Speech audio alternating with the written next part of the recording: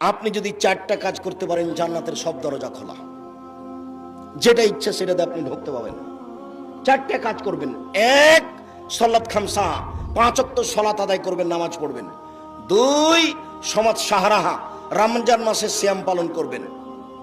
3, আতাত বালাহা, স্বামীকে মেনে চলবেন। 4,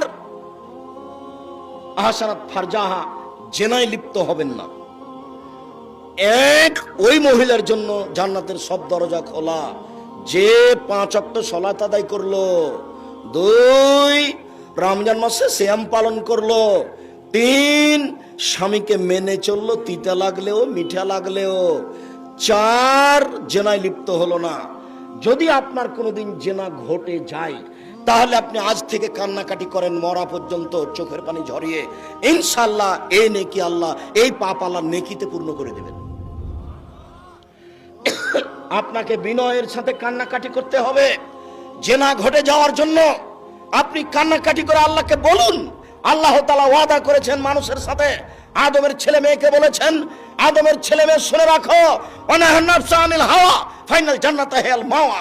আদমের ছেলে মেয়েরা যদি অশ্লীল কাজ বন্ধ করতে পারে, আমি আল্লাহ তাদেরকে জান্নাতুল মাওয়া দিয়ে দিলাম। এটা তার ওয়াদা। এই যুবক তুমি শোনো, তুমি যদি আজকে অশ্লীল কাজ বন্ধ করতে পারো, তোমার জন্য জান্নাতুল মাওয়া রেডি করেছেন, এ কথা আল্লাহ তাআলা বলেন।